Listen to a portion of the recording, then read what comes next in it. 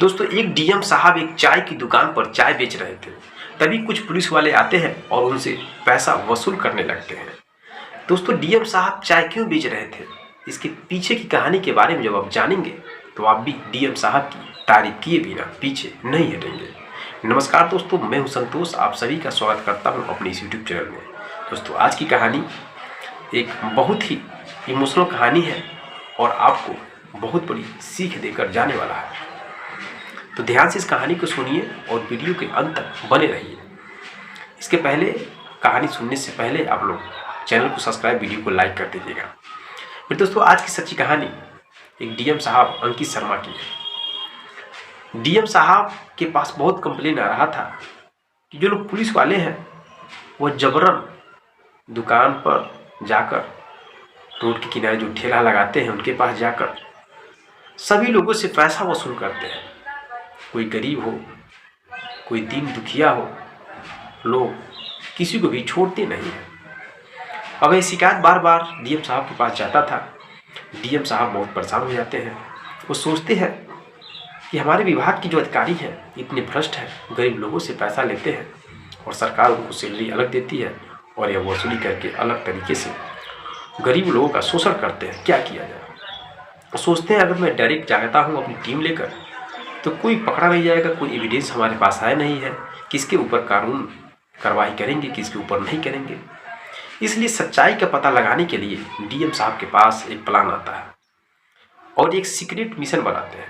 तो सोचते हैं क्यों ना मैं खुद ही एक चाय की दुकान छोटा सा खोलकर चाय बेचूं, जहां पर भीड़ भाड़ आता है और मैं खुद से तहकीकात करूं कि कौन पुलिस वाला मेरे पास आता है और कैसा बर्ताव करता है एक आम आदमी बनकर। एक सीक्रेट मिशन के अनुसार दोस्तों, डीएम साहब खुद एक नॉर्मल कपड़ा पहनते हैं, सर पे गमछा बांधते हैं और दाढ़ी वगैरह थोड़ा मेकअप वेकअप करके हल्का फुल्का, मतलब अपने शरीर का हुलिया बदल देते हैं और एक स्टेशन के पीछे जाकर छोटी सी जगह में एक चाय की दुकान खोलते हैं, चाय बेचने लगते हैं। अब डेली दिनचर्या की तरह लोग आते जाते हैं और कुछ लोग उनकी दुकान पर चाय आकर पीने लगते हैं। लोग पहचान नहीं पाते हैं कि डीएम साहब हैं और डीएम साहब चाय बेचते हैं, चाय पिलाते हैं और उनकी नज़र पुलिस वालों पे थी। कुछ समय के बाद एक पुलिस वाला आता है और कहता है, अरे यार, मैंने तो तुम्हें कभी देखा नहीं था, तुम कैसे आ गए बिना मेरे परमिशन के? तो डीएम साहब कहते हैं, साहब मैं बहुत गरीब हूँ, कुछ देर तक चाय बेचूंगा फिर चला जाऊँगा।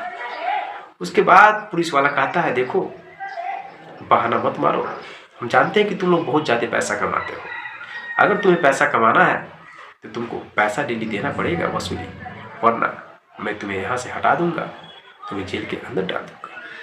इस तरह से पुलिस वाला अपनी वर्दी का धौक जमाता है और डीएम साहब को धमकाता है। डीएम साहब तो सुनने के लिए बेताब थे यह शब्द।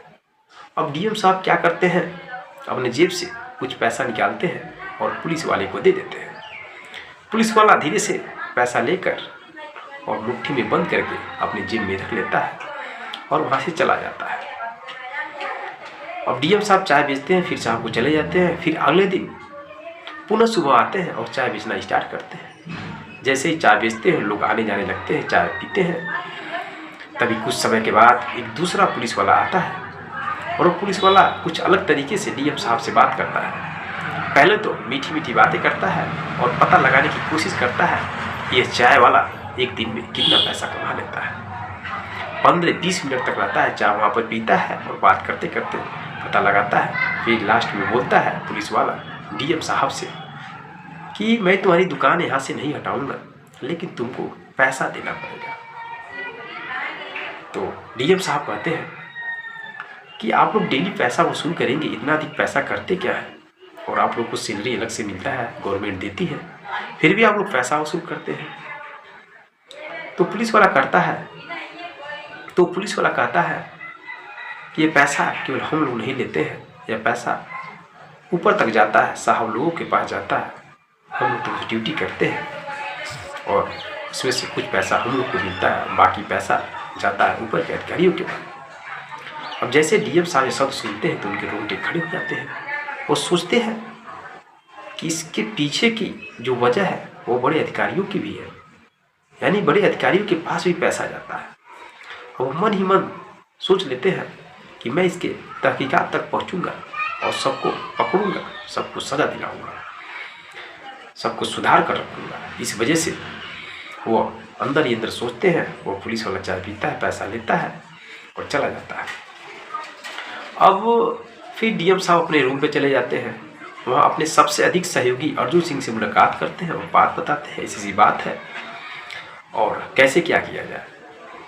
कोई एविडेंस हमारे पास तो है नहीं, मैं अकेला हूँ, वहाँ पर जाता हूँ और सब कुछ मैं देख चुका हूँ अपनी आंखों से।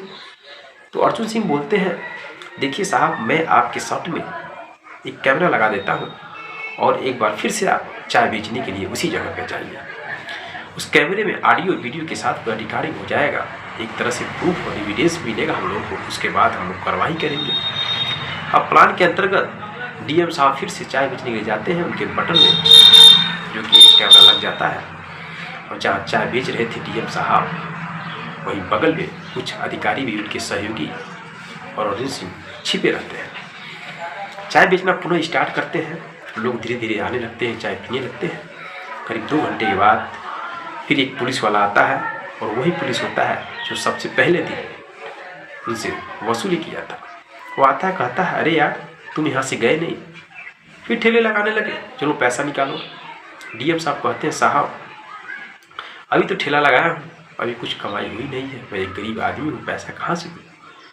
पुलिस वाला कहता है, पैसा कहीं से दो वरना मैं तुम्हें जेल के अंदर डाल दूँगा। मैंने तुम्हें पहले दिन बोला था पैसा दोगे तभी यहाँ दुकान लगेगा, पैसा नहीं दोगे तो फिर यहाँ से तुम गायब हो जाओगे, तुमको मैं हटा दूँगा। बिना पैसे के यहाँ कोई भी दुकानदार कुछ भी बेच नहीं सकता। अब इस तरह की सारी बातें होती हैं और सभी बातों को डीएम साहब, जो कि उनके शर्ट के बटन में कैमरा लगा था, सब कुछ ऑडियो वीडियो के साथ रिकॉर्ड हो रहा था। बहुत ज़्यादा देर तक बहस होती है, सब कुछ रिकॉर्ड हो जाता है। और फिर डीएम साहब पैसा निकालते हैं और पुलिस वालों को दे देते हैं। पुलिस वाले जैसे ही वहाँ से जाना स्टार्ट करता है दोस्तों, उसी तरह से अर्जुन सिंह और डीएम साहब के जो सहयोगी अधिकारी होते हैं अपने वर्दी के साथ उस पुलिस वाले को चारों तरफ से घेर लेते हैं। पुलिस वाला जब लोगों को देखता है तो हैरत में पड़ जाता है। इधर डीएम साहब भी उनके पास आ जाते हैं।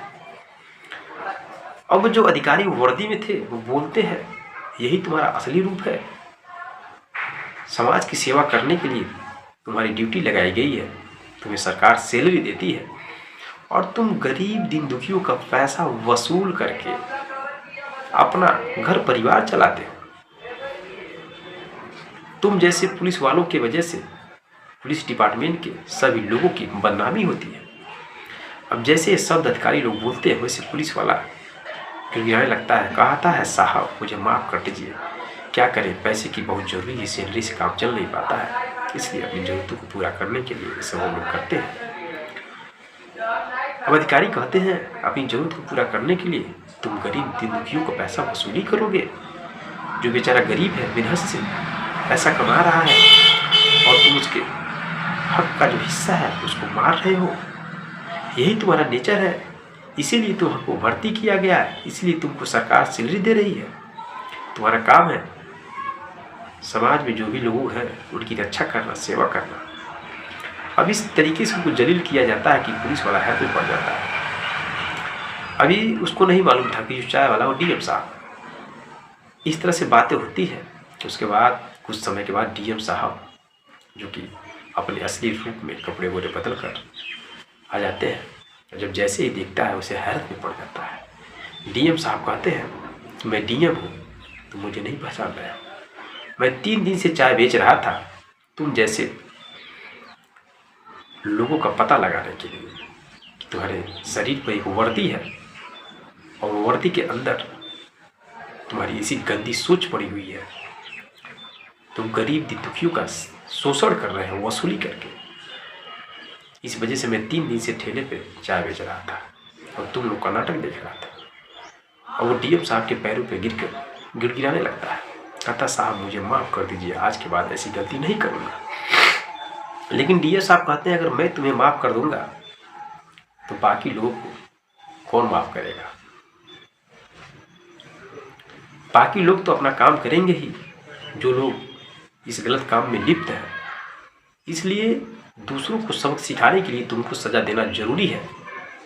दोस्तों उस पुलिस वाले को ले आकर जेल के अंदर डालते हैं और जो ऑडियो वीडियो बना था उसको सोशल मीडिया के माध्यम से, प्रोजेक्ट के माध्यम से स्कूलों में हर जगह पे पूरा एक स्पीच के साथ डीएम साहब देते हैं स्पीच कि कोई भी विभाग का आदमी हो, कोई भी अगर वसूली करता है दुकानदारों से तो उसकी सज़ा यही होगी, उसको सस्पेंड किया जाएगा, जेल के अंदर डाला जाएगा, उसकी नौकरी से निकाल दिया जाएगा। जो लोग मेरा वीडियो देख रहे हैं आप लोग सुधर जाइए, नहीं तो आपका भी वही हाल होगा जो हाल इस पुलिसकर्मी का है। इस तरह से दोस्तों वह प्लान के अंतर्गत एक समाज को एक अच्छा संदेश देते हैं। तो दोस्तों यह रही कहानी डीएम साहब की। आपको यह कहानी कैसा लगा? क्या डीएम साहब ने सही किया, गलत किया? जरा सोच के देखिए। अगर वास्तव में डीएम साहब जैसे भारत के सभी लोग अधिकारी हो जाए एक ईमानदार, तो सोचिए भारत देश कहाँ तक जाएगा।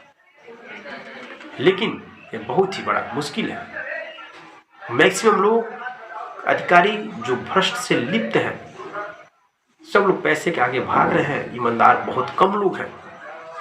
तो मैं इस कहानी के माध्यम से आपको बताना चाहता हूँ जो लोग भी सरकारी नौकरी कर रहे हैं, सरकार उनको ड्यूटी दी है समाज की सेवा करने के लिए, आप लोग ईमानदारी पूर्वक काम करिए और ऐसे नीचपन काम मत करिए, क्योंकि आम जनता का भरोसा टूट जाता है। कहानी पर समाप्त होती है। अगर आपको थोड़ा सा भी अच्छा लगा तो चैनल को सब्सक्राइब, वीडियो को लाइक करें और डीएम साहब के नाम पर एक कमेंट जरूर करिएगा। मिलते हैं नेक्स्ट कहानी में, नेक्स्ट वीडियो के साथ। तब तक के लिए जय हिंद, जय भारत।